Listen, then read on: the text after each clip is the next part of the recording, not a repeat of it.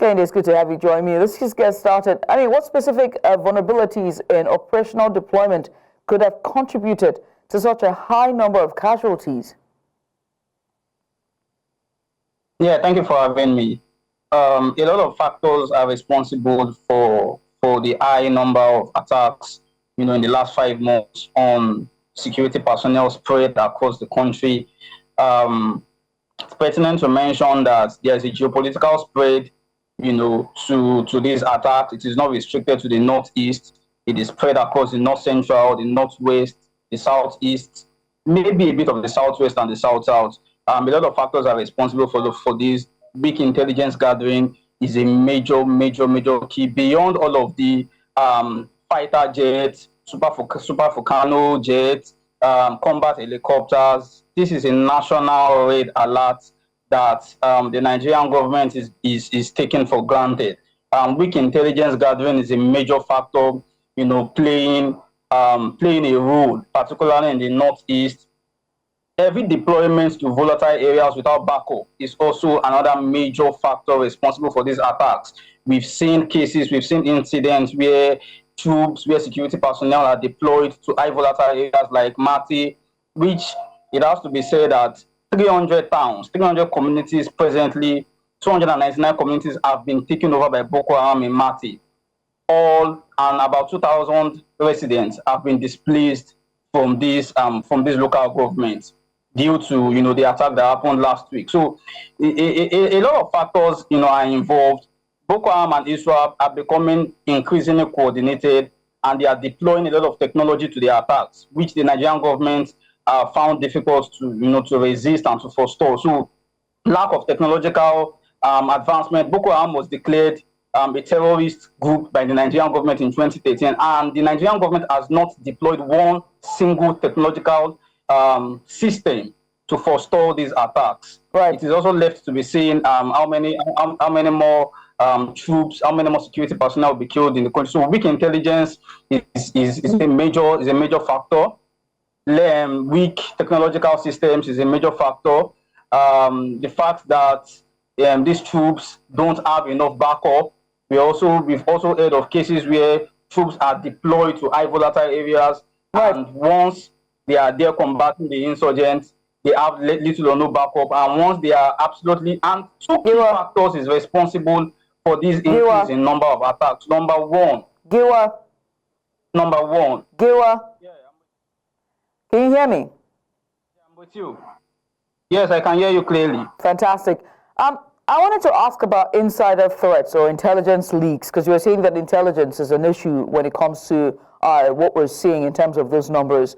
Could insider threats or intelligence leaks have also enabled these attacks? How are background checks or loyalty assessments conducted if you're going to factor all of this when it comes to intelligence and the Nigerian army?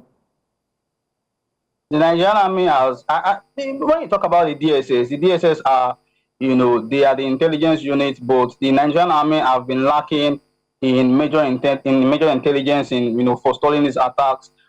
How do insurgents or terrorists attack a community for hours, 4 communities within the space of 24 hours across 4 local governments, and it is until when the mayhem has been perpetrated, that is when troops are now deployed. That is when security personnel are now deployed. That is a major indication of lack of intelligence. There is not adequate information coming to the army. The army needs to increase the systems with which they gather the intelligence, gather the information with which these insurgents, operate. And once that is taken out, it gives the army, it gives the military, it gives the security personnel, more time and more room to completely foil these attacks. Right. And are there, the interagency coordinations that we've seen, which is a joint task force that has been issued with military, paramilitary, intelligence services, have they also contributed to this operational lapses that we're seeing in spite of this joint task force effort that we've seen being deployed along the years to fight insurgency? Well, they've not contributed to it because the major lapse has been, if you look at all of the joint security personnel that you mentioned, they have not done enough. the immigration, the customs. They've been involved in border control and border enforcement. The local vigilantes, the police have been, if you look at the modus operandi of attacks in times past, there's always been attacks on patrols. There's always been attacks when the troops or the security personnel are deployed to the communities. Then there is a clash or there is, a gun drill. But right now, the insurgents or the terrorists are going straight to the military installations. They are going straight to the military bases.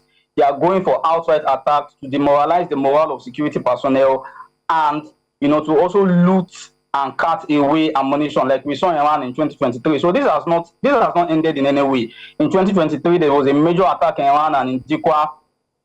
All of the security personnel that was in charge of securing those local governments, local vigilantes, Nigerian army, they were completely decimated in that attack.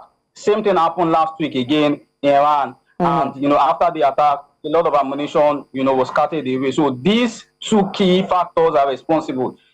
Cutting away of ammunition by Boko Haram and, to weaken and to further demoralize the operational activities by the troops. Well, I must say thank you, Kehinde, for just taking out the time to join us and give us a bit of insight on this data that SBM Intelligence released.